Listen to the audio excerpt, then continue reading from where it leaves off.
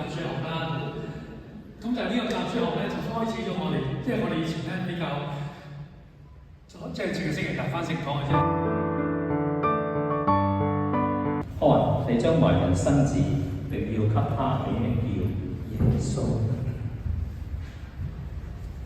呢段聖經咧，都係睇到一個召叫啦，好似好自然。哇！係瑪利亞一樣啊嘛，天使一召叫佢就即刻岌頭喎。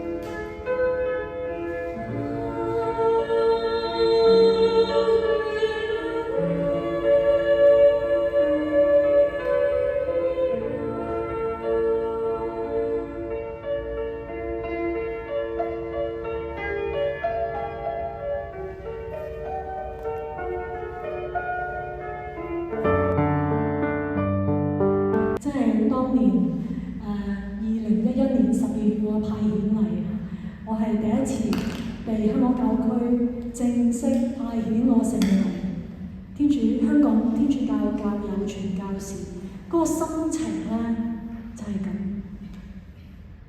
想將一切咧都交給天主。